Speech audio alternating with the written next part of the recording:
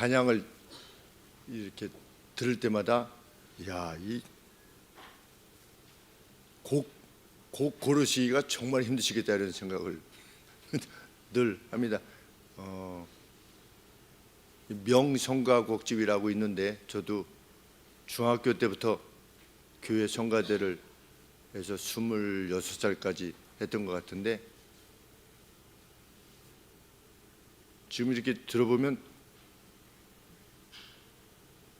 전에 했던 찬송을 또 다시 해도 좀 될 것 같은데 거의 없으시고 새로운 찬송을 하시는 것 같아요. 여러분들 느끼시는지는 잘 모르겠지만 같은 곡이 반복되는 경우가 거의 없는 것 같아요.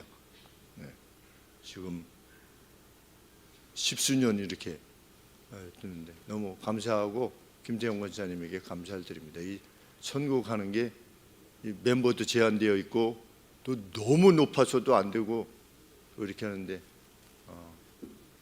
늘 감사드리고 우리 성가대 성도님들에게도 감사를 드립니다. 너무 자주 하면 하늘에서 상을 받을 게 없기 때문에 27년 만에 한 두 번째 하는 거 아닌가 이런 생각이 듭니다. 하나님께서 갚으시리라 믿습니다.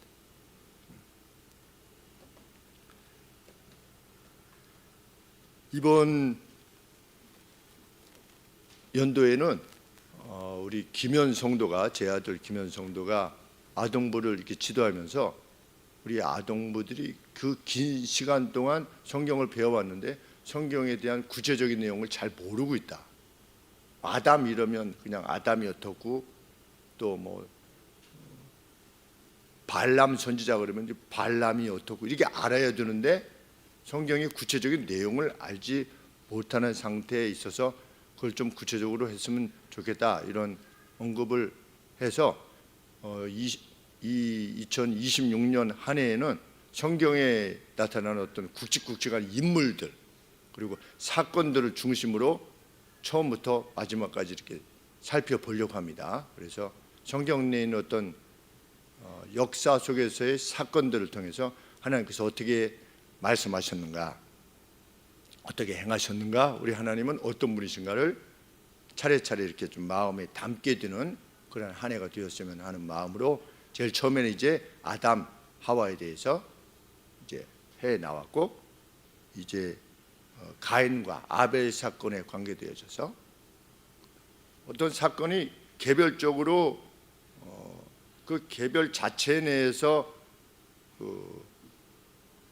어떤 교훈이 있기도 하지만 그것이 전체 하나님의 역사와 관계되어져서 어떤 가치가 있는 것이라고 하는 것을 동시에 마음에 두고 그러니까 가령 예를 들어서 아브라함 같은 경우는 아브라함 개인이 선하고 아름다웠던 점이 개인적인 차원에서 우리가 참 본받아야 되는 점이 있는 반면에 그것보다 더 크게 아브라함과 관계되어져서 하나님이 이루고자 하시는 메시아 역사 그것에 대해서 마음에 두는 것이 더 중요한 것인 것처럼 가인과 아벨 사건 같은 경우도 개별적인 역사를 통해서 그 두 가지를 다 마음에 두고 하나님 말씀을 살피게 되기를 원합니다. 하나님은 왜 역사를 기록해 놓으셨는가? 이 세상 역사지요. 세상 역사가 기록하지 못하는 선 역사, 역사 전의 내용을 역사로 기록해 놓았습니다. 이 성경은. 왜냐하면 인간은 자기 시대밖에 이해할 수가 없기 때문입니다. 자기가 경험한 것을 넘어서 이해할 수 없죠. 그래서 우리 학생들은 박정희 대통령 모릅니다. 모르죠. 전두환 대통령도 모르고 노태우 대통령도 모르고 저도 이승만 대통령을 뵌 적도 없고 근데 뭐 어떻게 알게 되는 겁니까? 역사를 통해서 알게 됩니다. 기록을 통해서 알게 되고 하나님은 우리가 역사를 알면 그 역사 가운데 내가 오늘 여기 이렇게 있는 거구나. 아버지께서 황해도 재령 뿌리신데 왜 내가 여기 와서 태어나 있는가? 6.25가 일어나가지고 아버지께서 부모님을, 할머니 할아버지를 모시고 내려오셨구나, 그래서 내가 여기 있구나, 이렇게 아는데, 만약에 이전 역사에 대해서 알지 못하면 내가 어떻게 여기 있는 건가에 대해서 그냥 오리무중 상태에서 일생을 살게 되는 것이죠. 그래서 역사를 기록해 주신 분들에게 감사를 드릴 수밖에 없습니다. 그리고 제가 경주 김가인데, 저희 그러면 조상이 김춘추라는 이야기가 되지 않습니까? 그러니까 우리 조상이 김춘추였구나, 이렇게 알게 되는 것이죠. 그럼 이렇게 해서 왔나 보다, 대강이라도 알게 돼서 나를 생각하게 되는 것이죠, 저 자신을. 하나님께서 우리에게 역사를 주신 이유는 뭐냐? 네가 누구냐? 라고 하는 것을 설명하시기 위함입니다. 오늘 생명을 가지고 살아가는 네가 누구냐? 누구와의 관계 속에서, 세상과의 관계 속에서 세상을 만든 하나님이라고 하는 신 존재와의 관계 속에서 네가 누구냐를 가르쳐 주시기 위해서 성경을 기록한 겁니다.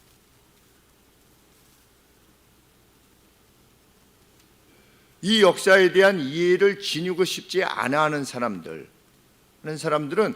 그저 태어나서 죽을 뿐입니다. 그냥 우연히 태어나서 그냥 우연한 시기에 죽음이 와서 그냥 죽을 뿐이죠. 그들에게 기대할 수 있는 구별됨이나 선함은 결코 있을 수가 없죠.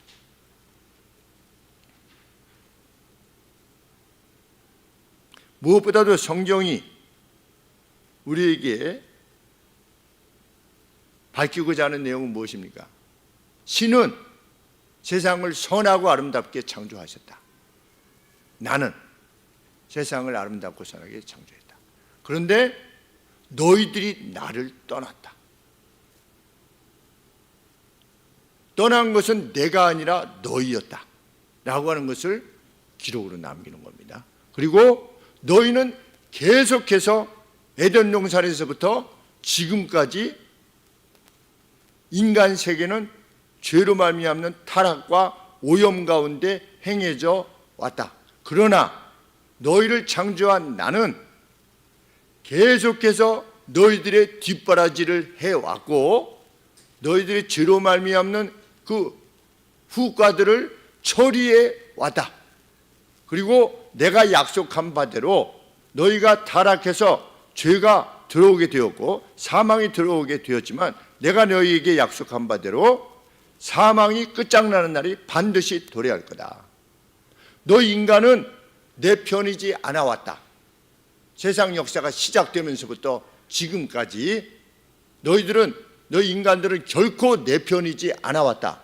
그런데 내가 너희를 불렀고, 그리고 너희를 불렀을 때 응답하는 너희들에게 내가 마지막 그 회복의 자리에 함께하게 할 것이다. 이것이 성경의 기록 목적입니다. 나는 끊임없이 너희를 사랑해왔다. 이것이 성경의 기록입니다. 하나님은 우리가 하나님 앞에 조금 잘못하면 벌 주고, 조금 좀 잘하면 상 주고, 이러한 째째한 신이 결코 아니다. 너희들은 계속 타락해왔다. 그러나 나는 너희를 계속 돌봐왔다. 그리고 나는 나의 열심으로, 요새 박영선 목사님의 관계돼서 문제가 발생해서 그렇긴 하지만 하나님의 열심이라는 책을 쓰지 않으셨습니까? 그래서 우리 청년들이 그 책을 읽고 많은 어떤 기쁨을 누리게 되었는데, 그것이 이사야서에서 나온 하나님의 열심으로, 나의 열심으로 이 일을 이룰 거다. 너희들이 동의해줬기 때문에 그 일이 이루어지는 것이 아니고, 나는 나의 목적대로 너희를 사랑하기 위해서 이 길을 갈 것이다. 그리고 완성시킬 것이다. 이 성경의 역사입니다. 처음부터 마지막인 것이죠. 타락 이후 아담과 하와는 어떻게 됐어야만 했습니까? 하나님 말씀에 의하면 선악과를 먹으면 어떻게 된다고 그랬습니까? 죽어야죠. 근데 아담과 하와가 죽었습니까? 아직 안 죽었어요. 그렇죠? 몇 살 살았습니까? 900살을 넘게 살았어요. 복음입니다. 복음. 바로 죽어야만 되는 겁니다. 사실은. 근데 하나님께서 900몇 살을 살게 하신 겁니다. 아담과 하와를. 그것이 복음이라고 하는 내용을 어떻게 할 수 있느냐? 20절에 보시면 아담이 아내의 이름을 뭐라고 불렀습니까? 하와라고 불렀습니다. 하와는 히브리 말로 프로나운스가 뭐죠? 프로나운스가 뭐죠? 이게 잠깐만 생각이 안 나는데, 거꾸로는 생각이 나는데, 이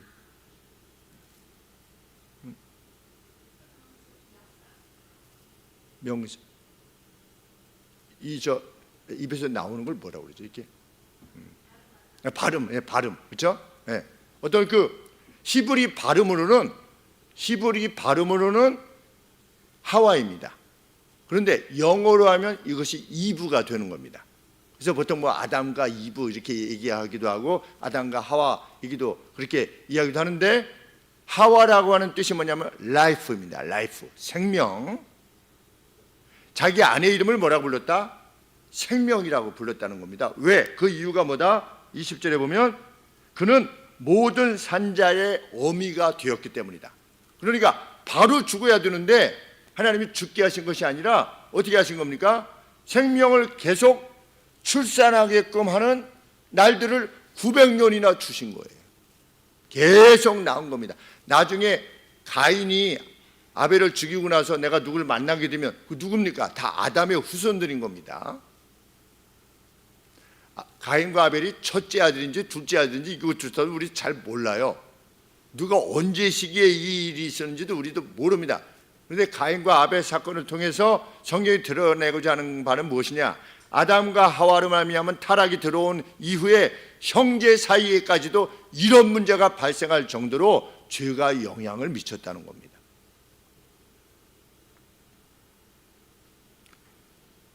하나님의 사랑을 드러내신 것 중에 또 하나는 무엇입니까? 21절에 아담과 하와를 위해서 하나님이 어떻게 하셨다?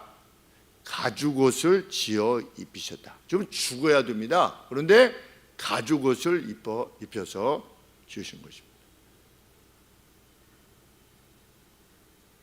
타락한 인간에 대한 하나님의 애정은 변함이 없으셨다. 놀라운 선언입니다. 제가 전에부터 말씀드렸는데 구약에 나타난 하나님의 사랑, 이런 제목으로 책을 좀 하나 썼으면 좋겠는데, 이 다 나타나잖아요.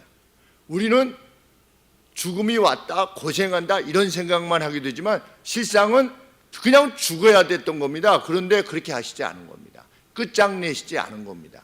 하나님의 사랑으로. 아담과 하와는 회개했습니까? 회개하지 않았습니까? 한 장로님 가정께서 아담과 하와가 회개한 것으로 여겨집니다. 아니시라고 하셔서 그러셨었는데, 강력하게 말씀을 하셨는데, 회개했습니까? 안 했습니까?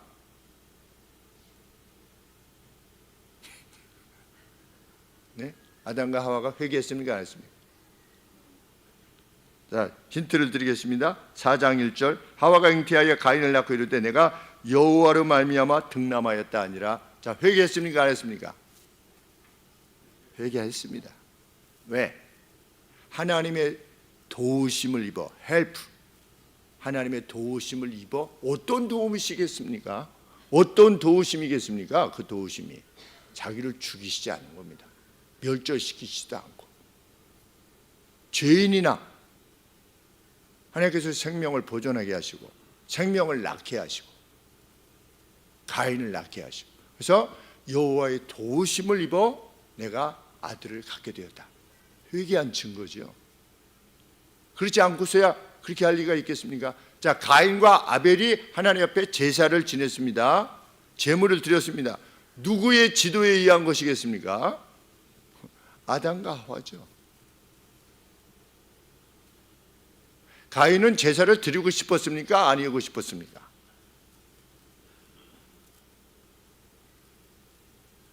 아니고 싶었어요. 어떻게 알 수 있어요?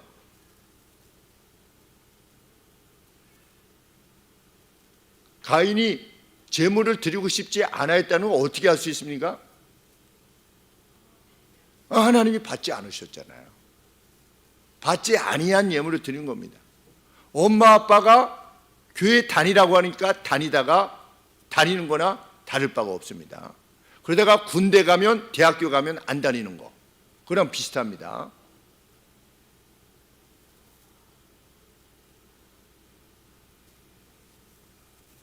가인과 아벨이 하나님 앞에 제사를 드리도록 한 존재는 누구냐? 분명 아담과 하와였겠습니다. 왜? 원치 아니해야 해도 제사의 행위를, 제물을 드리는 행위를 행한 것을 보면 그러합니다. 과연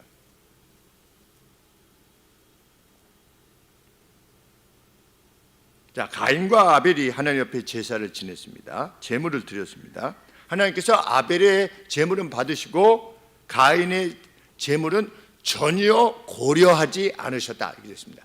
고려하지도 않으셨어요. 리가르드하지 않으셨대요. 그 차이는 무엇입니까?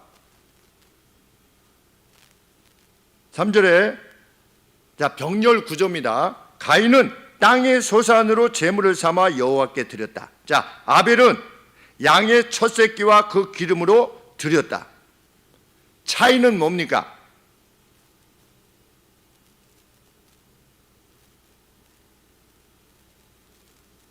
가인은 땅의 열매로, 프루스로, 땅의 열매로 드린 겁니다. 여러 열매 중에 하나를 드린 겁니다. 아벨은 자기의 양떼 중에 가장 좋은 걸 드린 겁니다. 퍼스트를 드린 겁니다. 퍼스트본. 하나님은 이후에 율법을 통해서 첫째를 드리라고 그랬죠. 그런데 가인은 단수입니다. 단수. 제물을 드렸는데 단수예요. 그런데 아벨은 복수입니다. 그러니까 양에 있어서도 다른 겁니다. 양 자체도 다르고 그것이 첫째 것이었어요. 그리고 아벨은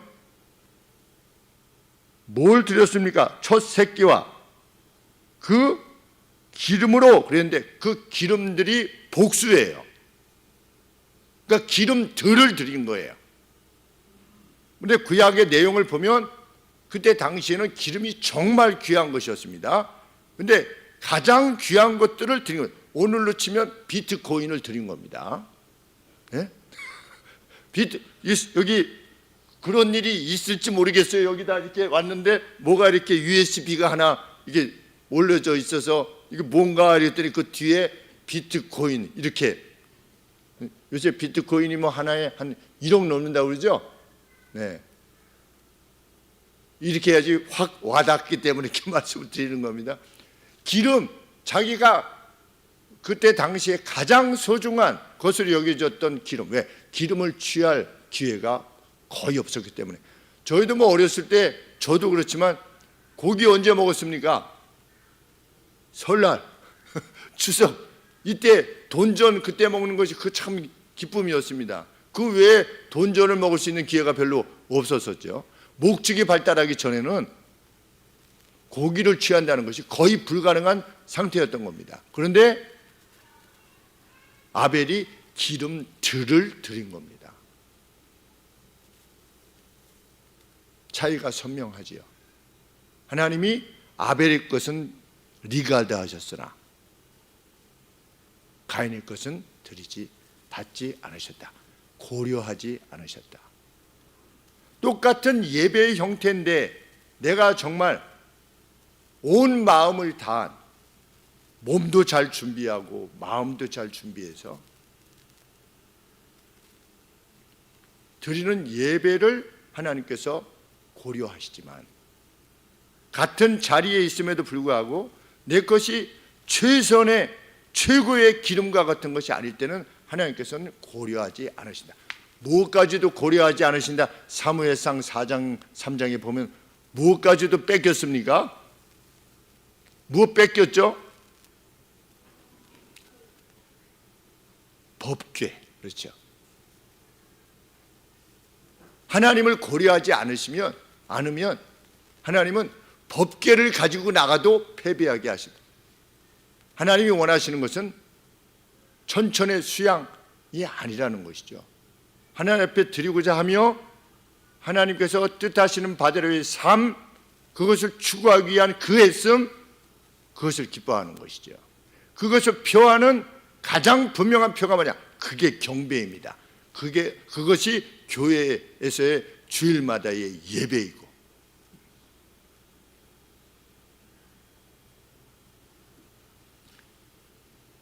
하나님께서 받지 않으셨을 때 이것은 가인으로 하여금 매우 분노하게 만들었다. 아주 앵그리했대요.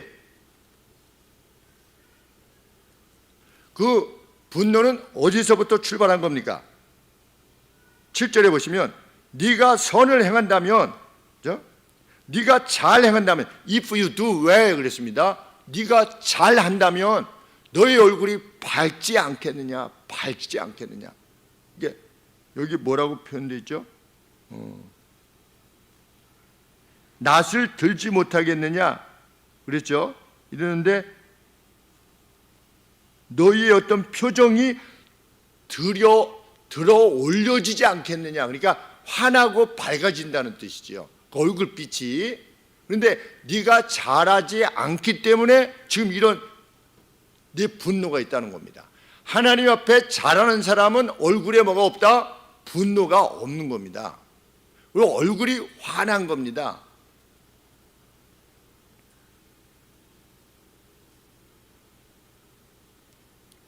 그래서 저희 주일학교 학생들한테 물었습니다. 자기 얼굴이 환하다고 생각하는 사람. 근데 잘 모르겠대요. 우리 성도님들은 어떠십니까? 내 얼굴이 누가 봐도 환한지, 뭐 씹은 표정인지, 아니면 얼굴이 환한지 한번 정말 생각해 보아야 될 여지입니다. 왜? 하나님 이렇게 말씀하셨으니까. 네가 잘 행한다면 네 얼굴이 이렇게, 영어 표현은 리프트업이라고 되어 있습니다. 리프트가 이렇게 들어올리는 거잖아요. 리프트업이니까 이게 얼굴이 이렇게 들여져 올라온다는 것이 얼굴이 밝고 환하게 된다는 것이죠. 잘하면 그렇게 되지 않느냐. 우리 박화숙 성도님께서, 권사님이 화평교회 때 신우를 미워하는 것이 돈 빌려달라고 안 갚고 자꾸만 자기 얘기 하고 그래서 화가 나서 그랬었는데, 예수님 믿지 않기 전에, 그런데 하나님 말씀을 듣고 아내가 신우를 미워하지 않도록 결심했습니다. 예수님 믿으신 지 2주 만에 그렇게 결심을 해가지고 그 다음 주부터 오기 시작했는데 얼굴이 정말 환하게 빛나기 시작하셨죠. 하나님의 말씀을 잘하면, 따르면, 하나님에게 잘하면 그것이 하나님께 잘하는 겁니다. 하나님의 말씀을 따르는 것이 하나님께 잘하는 겁니다. 진우를 미워하지 않는 것이 하나님의 뜻이라고 했을 때, 그것을 따랐을 때 do well 한 거죠. 잘하기 때문에 얼굴이 빛이 나는 것입니다. 근데 가인은 화가 났대요. 그 이유가 뭐다? 잘하지 못했기 때문에. 하나님 앞에 잘하지 못하면 화가 납니다. 누구한테 화가 납니까? 하나님에게도 화가 나고 동생인 아벨에 대해서도 화가 납니다. 하나님과의 관계가 분명하지 않은 사람은 하나님에게도 그렇지만 사람에게도 분노합니다. 그래서 제가 누누이 말씀드리지만 기득권이라고 하는 표현을 절대로 쓰면 안 된다는 겁니다. 우리 하나님의 사람은 이 사회에 대해서 분노할 수가 없어요. 왜? 성경은 네가 잘하면 네 얼굴이 분노할 수 없다는 겁니다. 그런데 이 사회는 마치 분노하는 사람이 정의로운 사람처럼 생각하게 돼요. 자꾸만 그리로 이끌어 갑니다. 분노하는 사람이. 그래서 분노하는 사람이 점점 많아지면 어떻게 되는 겁니까? 제정 러시아처럼 혁명이 일어나죠. 그렇죠? 혁명이 일어나서 어떻게 됩니까? 사회가 바뀌는 겁니다. 어떤 사회로 바뀝니까? 몇몇만, 평양에만 사람들이 제대로 사는 그러한 사회로 바뀌게 되죠. 그것이 인류 역사입니다. 그것이 성경이 가르치는 바이기도 하고.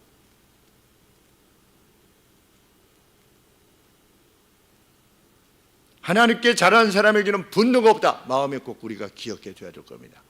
분노는 타락의 영향이고 하나님께 대한 잘못함의 영향이다.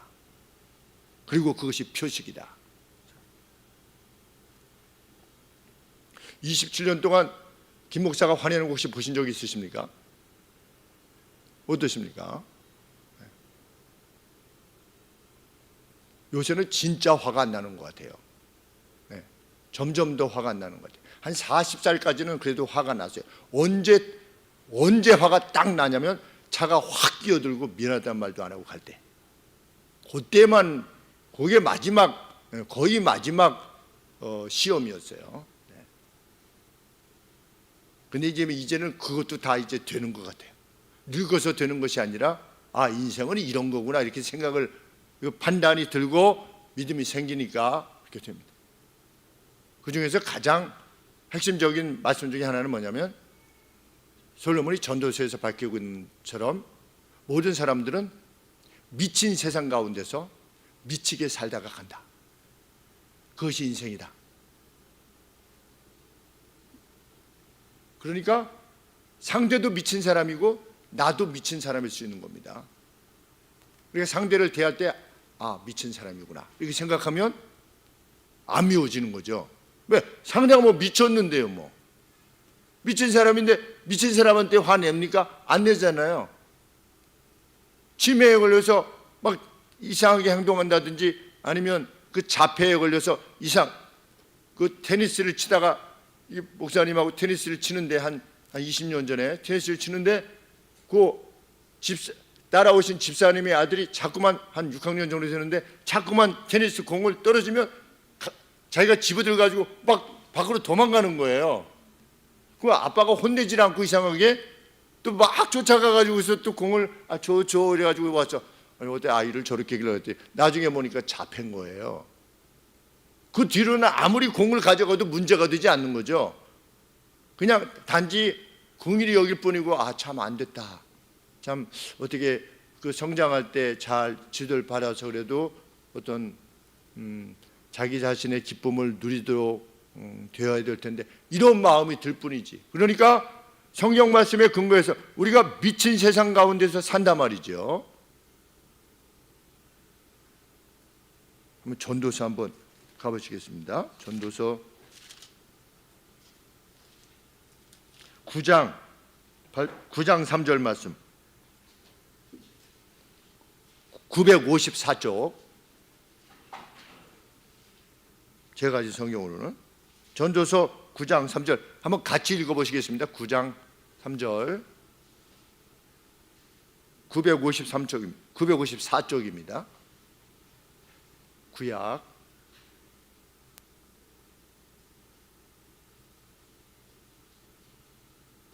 시작. 모든 사람의 결국이 일반인 그것은 해 아래서 모든 일 중에 악한 것이니 곧 인생의 마음에 악이 가득하여 평생에 미친 마음을 품다가 후에는 죽은 자에게로 돌아가는 것이라. 인생은 어떻다? 평생에 미친 마음을 품다가 모든 사람이 가는 길로 가는 것이다. 그 미친 사람의 상대도 속해 있고 우리도 속해 있을 수 있다. 근데 우리는 성령으로 인해서 새롭게 된 사람들이죠. 그래서 미친 사람으로부터 벗어나게 된 겁니다. 벗어나게 된 눈으로 누굴 보는 겁니까? 미친 사람을 보는 겁니다. 긍휼히 여겨야 되는 것이죠. 왜? 타락이라고 하는 것은 원래 그런 것이기 때문에. 그냥 타락이라고 하는 것은 그냥 인간이 상상 속에서 만들어내 가지고 신이 필요하니까 만들어낸 것이 아니라 타락은 이처럼 처음부터 실제적이었던 것이라는 겁니다. 지금 변했습니까? 사람이? 적어도 이 기록이 있었던 창세기의 기록이 있었던 3,400년 전보다 지금이 더 나은 세상이 됐습니까? 사람들끼리 계몽이 되고 개화가 돼서 그렇지 않죠. 여전히 수십만 명이 포탄에 맞아서 사지가 찢겨 죽이는 일이 오늘날도 벌어지고 있지 않습니까? 2차 세계대전에 수천만 명이 죽고 러시아와 소비에트 연명과 중국에 약 2천만 명, 한 나라에서만 2천만 명이 살해되는, 숙청되는 그러한 일들이 계속되어져 온 것이 인간의 역사지요. 우리가 거기에 동조할 수 있겠습니까? 우리 하나님의 사람은 거기에 동조할 수 없죠. 그 시작은 뭐냐? 하나님께 잘하지 않는 겁니다. 하나님 앞에 잘할 수 없는 사람이 행하는 것이 바로 그것입니다.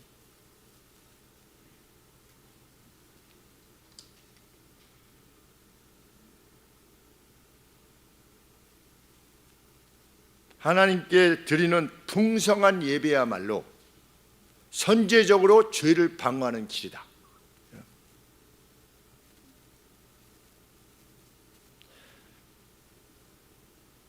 가인의 표정이 어두워졌을 때 하나님께서 말씀하십니다. 내가 잘하면 내 얼굴빛이 밝아지지 않겠느냐. 그러면서 7절 말씀에 잘 행하지 않으면, 하나님 옆에 잘 행하지 않으면 죄가 문에 엎드리고 있어서 죄의 바람이 있게 되지만 너는 그것을 다스려야만 한다. 너는 그것을 다스려야 된다. 하나님 앞에 잘하지 못하면 분노가 일고 그 분노로 말미암아 죄가 틈을 타서 너로 하여금 악한 행위를 하게 하니 너는 죄를 어떻게 해라? 다스려라. 이렇게 격려하신 겁니다. 독려하신 거죠. 죄에게 지지 말라. 이렇게. 그럼에도 어떻게 했습니까? 하나님이 직접 말씀하셨는데도 불구하고 가인이 아벨을 쳐서 죽입니다. 피를 흘려서 죽였다는 걸 알게 됩니다. 왜? 땅이 피를 발랐다고 하는 것을 보면 뭐 찔러서 죽였든지 망치로 죽였든지 칼로 죽였든지 동생을 그렇게 죽인 것이죠.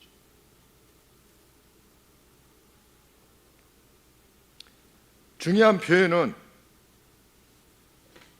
가인이 하나님에게 들은 말씀을 동생인 아벨에게 말하고 죽였대요.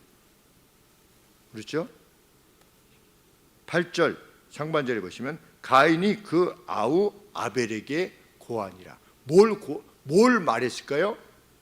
야, 너 아벨 일로 와봐. 너 왜 네 것만 받아 하나님이? 네 것만 받고 나서 하나님이 나한테 말했어. 뭐라고 말씀하셨어요?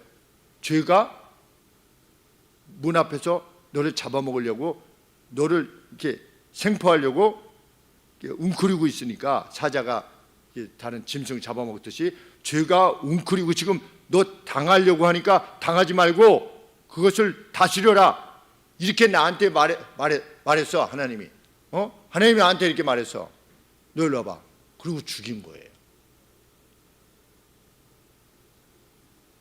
죄는 어쩌다가 짓는 것이 아니고 고의적으로 짓는 겁니다. 그 어떤 죄든. 왜? 우리는 이미 하나님의 말씀을 아는 사람들이니까. 하지 말려면 하지 말아야 됩니다. 분노하지 말려면 분노하지 말아야 돼요. 그런데 분노하는 것이 마땅하다고 생각하는 겁니다. 누가? 가인이. 그래서 그 누가 분노한다면 그는 가인의 후손인 겁니다.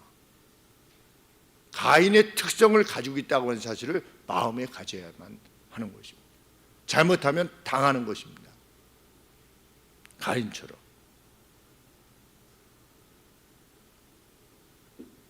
하나님 앞에 잘하지 못하는 죄인은 동생을 죽이게 됩니다.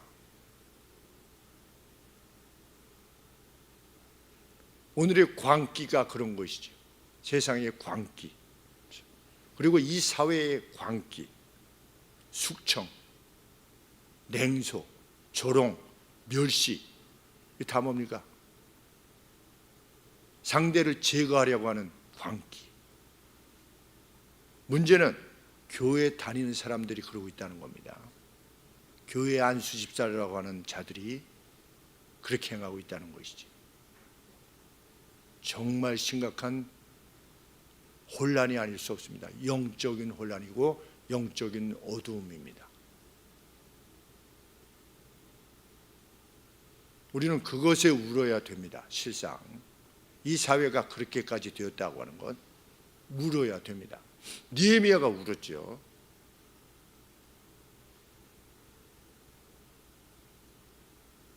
그리고 다니엘도 울었습니다. 3주 동안 울었죠. 자기 개인의 일로 운 것이 아니고 자기 시대의 자기 백성들이 처한 어떤 그 슬픔, 고난, 이것 때문에 3주 동안이나 울면서 기도하고 만난 것을 그 입에 들이지 아니하고 그 몸에 맵시내지 아니하고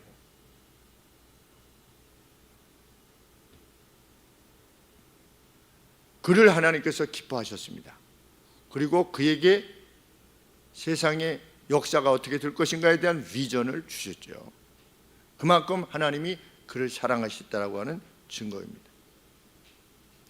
죽였습니다. 하나님이 물으셨습니다. 내 동생이 어디 있느냐? 그랬더니 뭐라고 답했습니까? 9절 말씀에 내가 내 동생을 지키는 자입니까?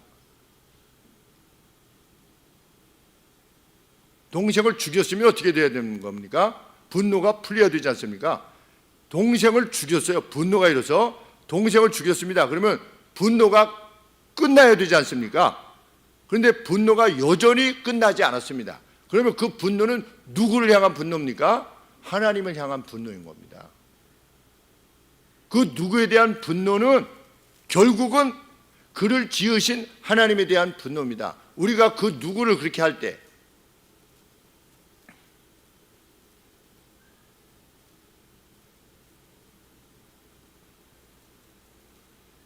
이재명이 죽어야 나라가 산다.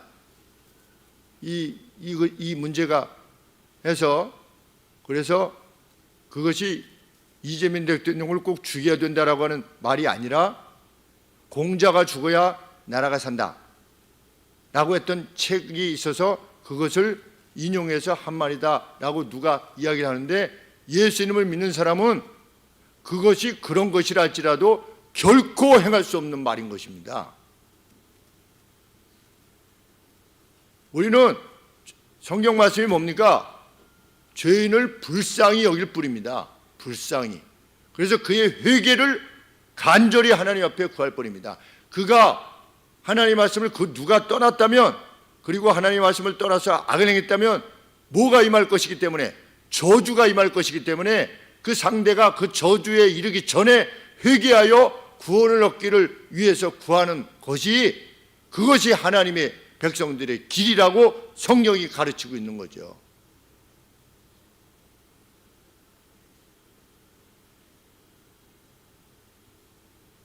우리는 그 누구에게도 분노하지 않고 분노할 이유도 없으며 두려워할 이유도 없는 겁니다. 그리스도인은.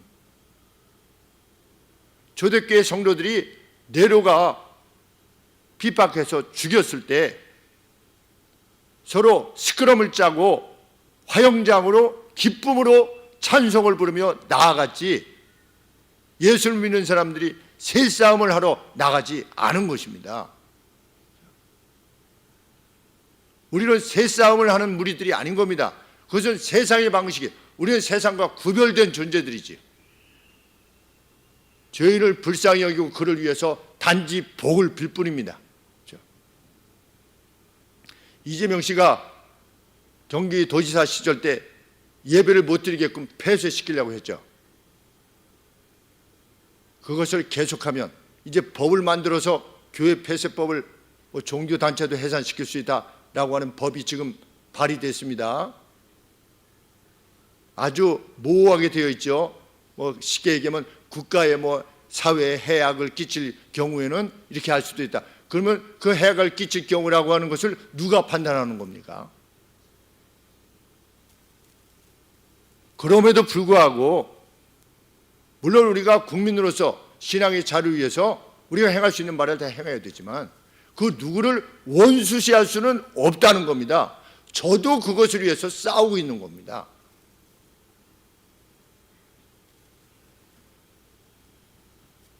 그 분노를 정당한 것이라고 생각하는 사람은 누구냐? 가인인 겁니다.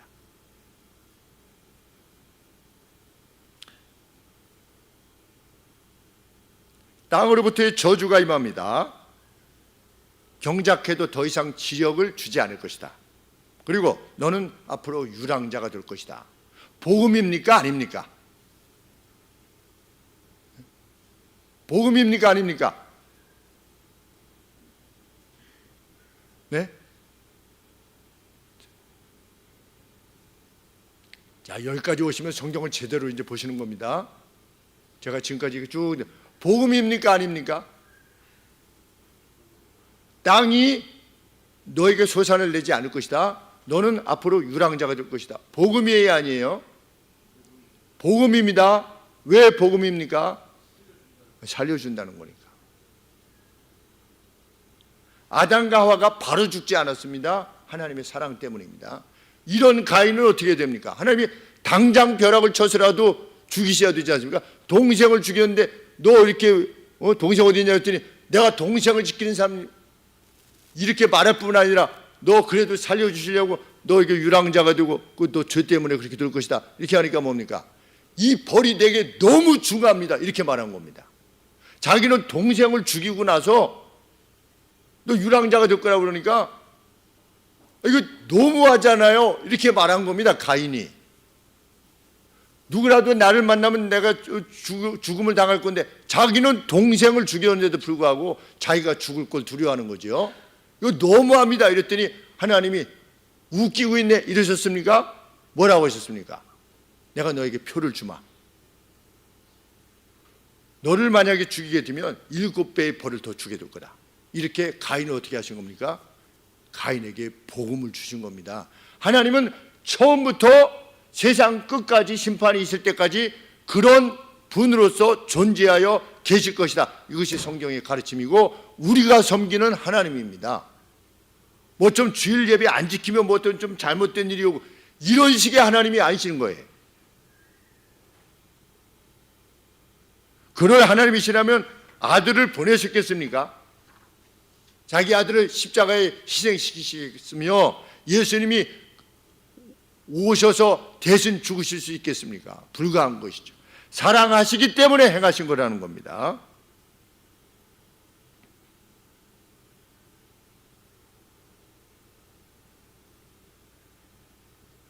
처음부터 떠난 존재는 인간이었지 하나님이 아니셨다.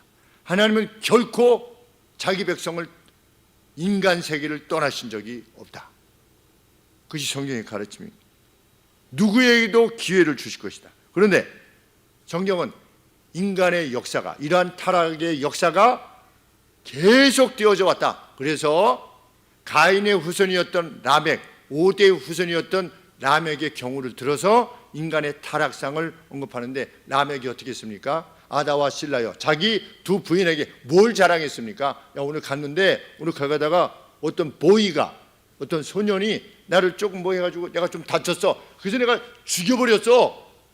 잘했지? 라멕이라는 자가 그렇게 했다는 겁니다. 어떤 어린아이가 잘못하고 이렇게 했어요.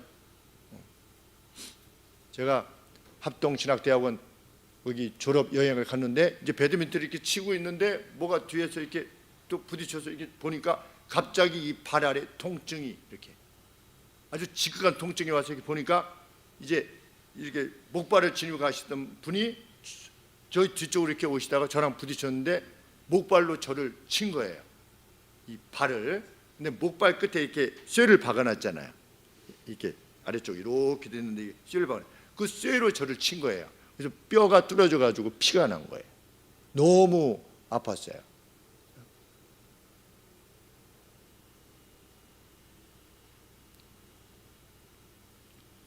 인간이 그런 겁니다. 인간이.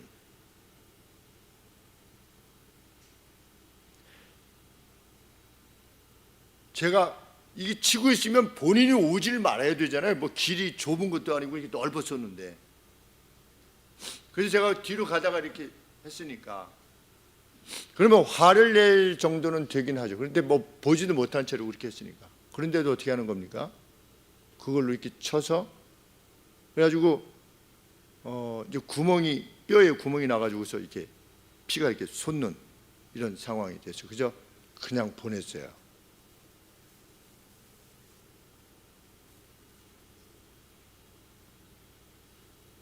그런데 이 라멕이라고 하는 인물이 어떻게 했다? 어떤 어린아이가 자기를 좀 운드하게 했대요. 조금 상하게 했대요.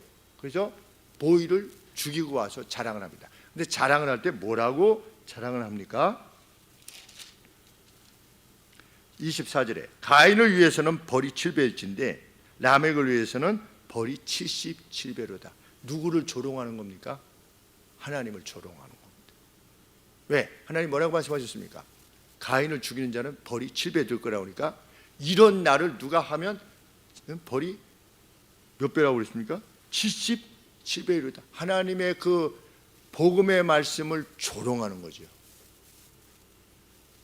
그렇게 아담, 하와, 가인, 라멕 쭉 그 역사가 어디까지 왔다? 6장에 그렇게 노아까지 온 겁니다. 하나님이 보시니 어떻게 했다? 사람이 생각하는 것이 어렸을 때부터 항상 악했다. 그러면 지금 수정됐습니까? 지금 수정 안 됐죠. 그래서 그렇게 타락해 왔을 때 하나님은 어쩔 수 없이 어떻게 하셨다? 세상을 물로 쓸어버릴 수밖에 없었다. 그때 최고의 죄악이 뭐였다? 폭력이었다. 바이올런스, 강포가 관영하였다. 온 세상에 지금 세상과 뭐 다를 바 있습니까? 그런데 과거의 그 고고학적인 발전이나 이런 그것이 발전돼서 이렇게 보면 그 죽은 사람들의 뼈나 이런 것들을 보면 일단 한 20대, 30대 때 남자들이 다 죽었답니다. 근데 대부분 그 죽은 거기에 보면 뭐예요? 머리에 창상들이 있는 거죠. 가슴에 갈비뼈가 창상이 있던지. 그러니까 뭔가 찌르고 때리고 이래서 다 죽은 거예요. 예전 시대에는. 그래도 회복된 이유가 그래도 무엇일까요? 복음 때문이라고 저는 확신합니다. 진짜 여기 이 전 세계 복음을 싹 뺐다. 지금 이 세계에서 복음이 만약에 상실되었다. 완전히 노아 시대처럼 될 겁니다. 노아의 홍수라는 파국에 이르기까지 인간은 계속해서 뭘 해왔다? 악을 행해왔다. 그런데 25절에 보시면 아담이 다시 아내와 동침함에 그가 아들을 낳아 그 이름을 셋이라 하였으니 이는 하나님이 내게 가인이 죽은 아벨 대신에 다른 씨를 주셨다며 셋도 아들을 낳고 그 이름을 에노스라 하였더라. 자, 족보가 어떻게 됩니까? 아담, 그 다음에 아담, 셋, 그 다음에 에노스, 그 다음에 쭉 누구? 아브라함, 쭉 누구? 다윗, 쭉 누구? 예수님. 인간은 타락의 역사를 점점 심화되면서 강하게 해왔다. 그러나 하나님은 그 역사의 뒤에서 뭘 준비해 오셨다? 인간의 회복을 준비해 오셨다. 아담, 셋, 에노스. 그래서 우리 역대상 1장 1절 한번 보시죠. 역대상 1장 1절.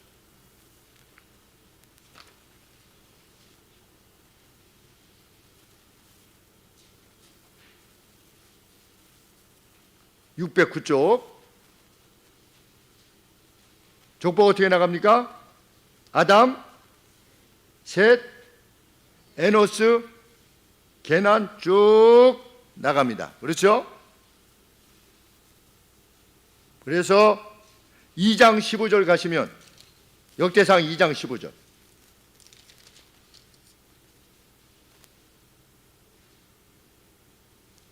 여섯째로 오셉과 일곱째로 다윗을 낳았으며, 그렇죠?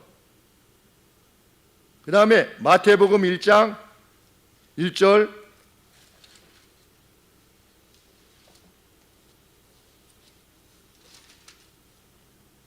아브라함과 다윗의 자손 예수 그리스도의 세계라. 아브라함이 낳고 해서 다윗을 낳고, 다윗이 낳고 했다가 바벨론으로 포로가 되어갔음에도 불구하고 낳고 해서 1장 16절에 그리스도라 칭하는 예수가 나시니라. 이것이 세상의 역사이다.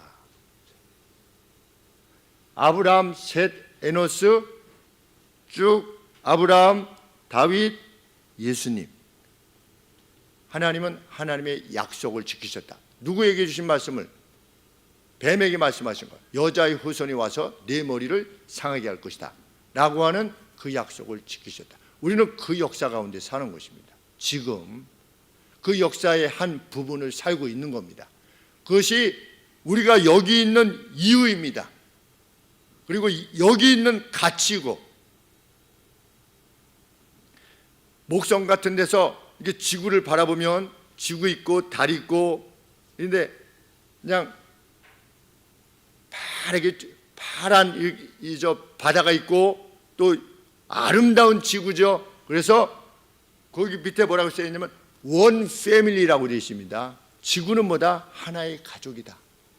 우주의 입장에서 보면 우리 인류는, 이 하나님의 말씀 보면 모든 인류는 하나의 공동체이다. 하나님께서 오늘도 지어내시고 계시다. 그러면 그 역사 가운데 사는 우리로서는 어떤 삶을 추구할 때 그 하나님의 은총을 입게 되느냐? 아벨처럼 순교한 거죠. 순교. 하나님의 기뻐하시는 바를 위해서 하나님을 높이다가 갈 수도 있고, 다윗처럼 영예를 누리다가 갈 수도 있습니다. 그래서 히브리서에서 뭐라고 밝히는 것입니까? 사자를 이길 힘을 받기도 하고, 때로는 톱에 썰려서 죽게도 되는, 무엇 때문에? 믿음 때문에. 이것이든 개의치 않는 겁니다. 우크라이나 병사들 중에 하나님을 섬기는 이들이 있겠죠. 진실로 섬기는. 그들이 폭탄을 맞아가지고 사지가 찢겨서 죽는다 할지라도 하나님은 어떻게 하실 겁니까? 인해 살리실 겁니다. 맞서던 러시아 내에서도 하나님을 섬기는 청년들이 있고 생명들이 있겠죠. 어떻게 이런 일이 있을 수 있는가? 성경은 뭐라고 말합니까? 그것이 죄다. 죄 가운데서 그렇게 쓰러져가는 그 어떤 생명도 내 안에 있을 때 내가 마지막에 다시금 살릴 거다. 아담으로부터 메시아까지 이 약속을 이룬 내가 나의 능력으로, 나의 섭리로 그것을 이루어갈 것이다. 너희들은 어떻게 해라? 너희 시대에 지금 맡겨진 이 시기에 힘을 다해서 하나님의 나라와 그분의 의를 추구해라. 그러면 나머지는요, 내가 너희의 먹을 것, 마실 것, 입을 것 내가 책임지마. 너희들 스스로 책임지는 게 아니라 실상은 내가 치는 것이다, 책임지는 것이다 라고 말씀하시는 것이죠.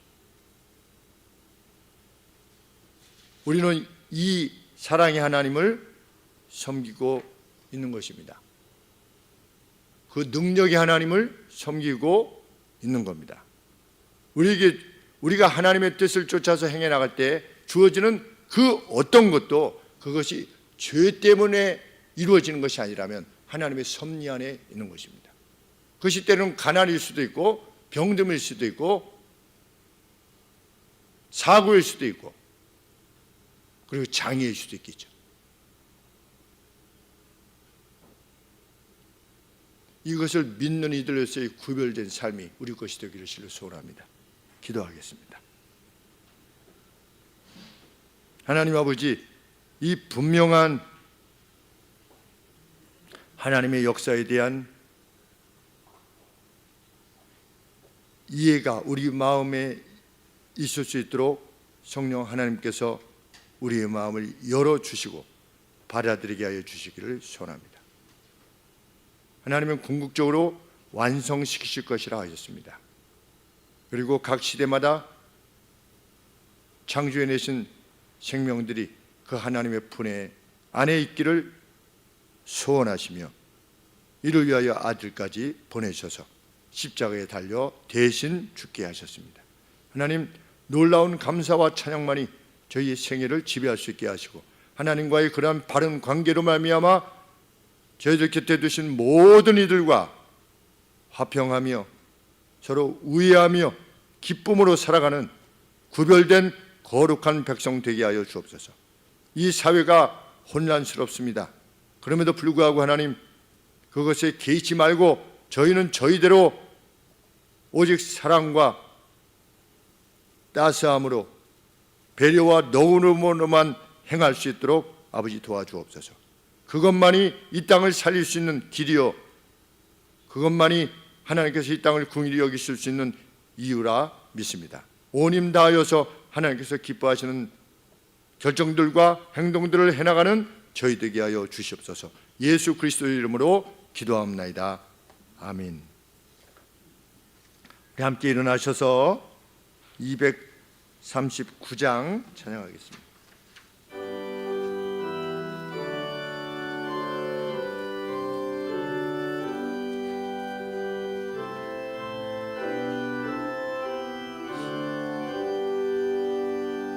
사랑의 하늘 아버지 주님의 말씀은 영원한 빛이 되시니 참 감사합니다. 비천한 우리들에게 세상이 멋주는 무한한 영의 양식을 늘 내려 주소서. 구주의 귀한 음성은 하늘의 평화와 영원한 생명 되시니 참 복된 일일세. 거룩한 주의 말씀은 영원히 내 기쁨 새 힘이 되어 주시니 늘 승리하겠네. 거룩한 선생 예수여 늘 함께 계셔서 주 말씀 따라 살도록 늘 알게 하옵소서.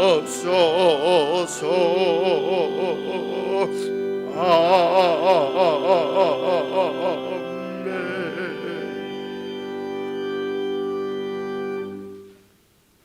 우리 인류가 여전히 악에 속하여 있음에도 불구하고 오셔서 피 흘리심으로 자기 백성을 삼으신 우리 주 예수 그리스도의 은혜와 그 아들을 보내시기까지 우리를 사랑하시는 성부 하나님의 사랑하심과 오늘도 우리 안에 계셔서 우리의 마음을 두드리시며 치임을 허락하시는 성령 하나님의 은혜가 이 큰 역사의 그림을 가슴에 품고 우리 시대에 힘다하여서 주의 영광을 위하여 살기를 다시 한번 다짐하시는 주의 사랑하는 백성들 머리머리 위에 영세무궁토록 함께 계실지어다. 아멘.